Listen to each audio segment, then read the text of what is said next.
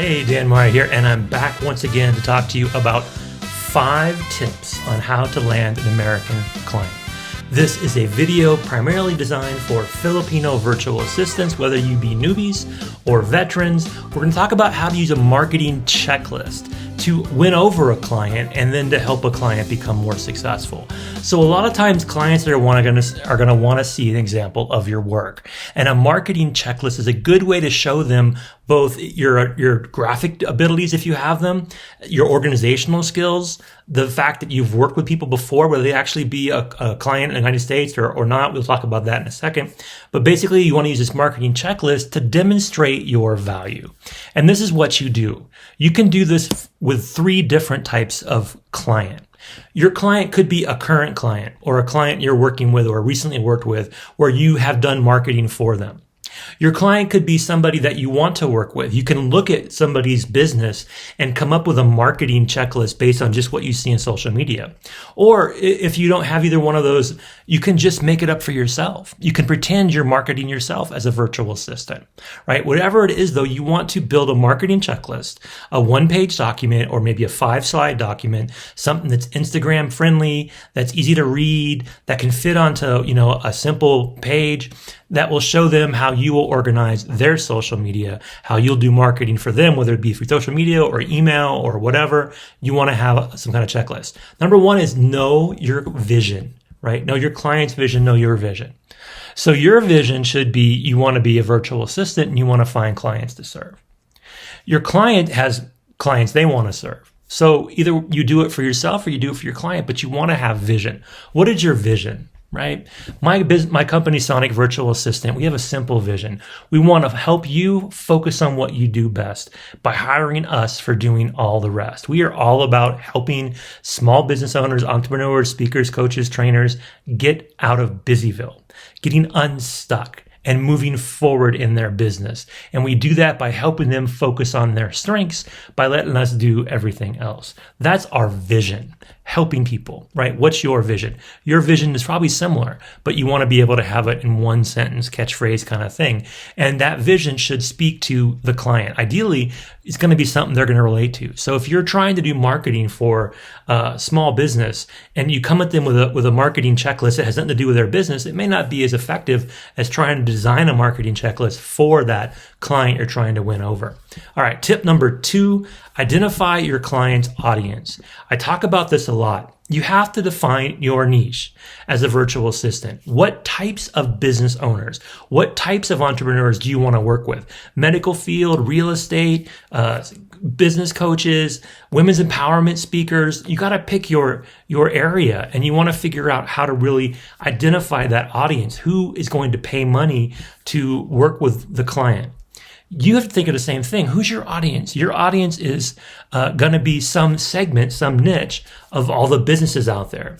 In the United States, there are, tens of thousands of small businesses and new ones popping up all the time. So you want to figure out, what are the ones that you can serve best, the ones that you want to work with, and focus on that audience.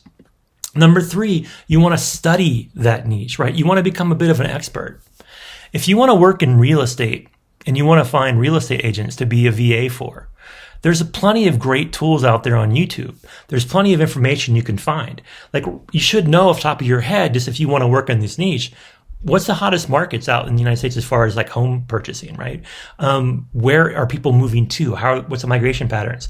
Spend a little bit of time studying this kind of stuff and you'll come across really, really informed. You'll stand out more than 90% of the other virtual assistants trying to be a VA for that real estate agent, and you will probably get the job because you did your homework, right? So you really want to think about your client's niche, which is going to be your niche, right? They're going to have to be simpatico. There are some VAs out there who can do an amazing job working for 4 clients in 4 different types of industries, in 4 geographic locations, in 4 different types of business model, but those are pretty rare and they probably get paid pretty well.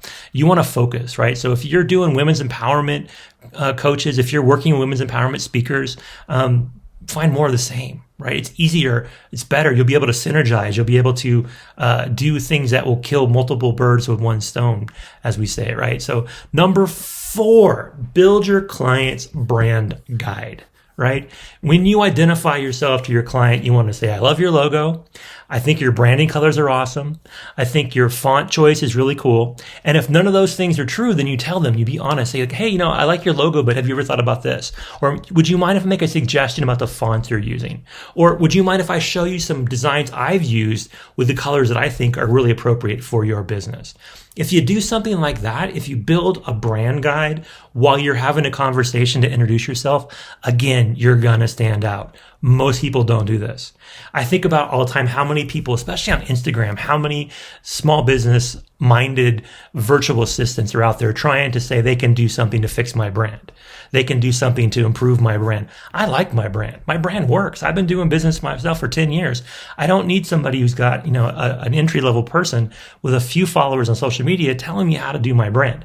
Now, I'm open to feedback. I encourage them to say, hey, well, what do you think? But you don't want to sell yourself as an expert on branding if you don't have some solutions ready with your feedback.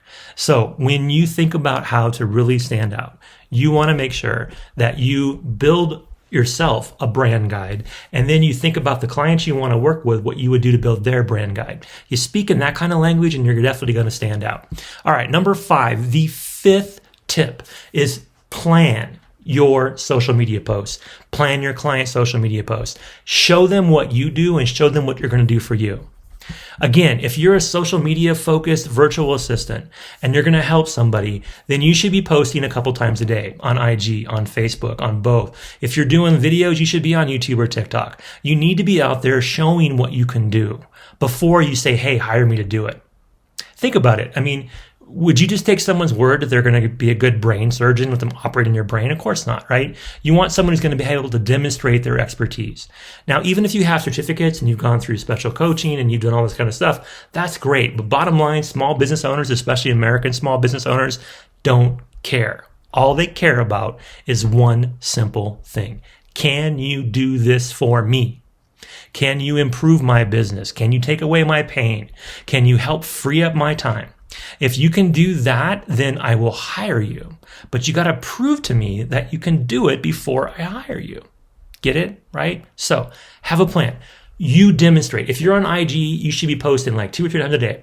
Like, for example, in the mornings, have a quote, something inspirational, something that empowers you. Maybe something that you've done yourself, something from a client, or something from a famous person you just like to quote. In the middle of the day, do something that shows your branding, your colors, your vision, what you're trying to do for your business as a virtual assistant. And maybe at the end of the day, show something fun about yourself. Show what you had for dinner in a very artistic way. Show a picture that you took outside because it was a beautiful scene. Whatever. These are not like you have to do it this way. These are ideas. And the idea is that you have to figure out how to constantly show that you know how to market yourself. If you can market yourself, people will hire you to market for them. So that's my talk for today, my 5 tips. Hopefully it helped. Think about how you really want to think like a marketer when you market yourself. Because when you're looking for a job as a virtual assistant, you are marketing yourself. And you want to be thinking, how am I going to get the client's attention? How am I going to get them to buy me? Right? There you go. So again, thanks a lot for your time. Make sure you subscribe to the channel, Dan Meyer Virtual Staffing Expert, or you can find me all across social media, either under Dan Meyer or under the Mighty D1. Either one's cool.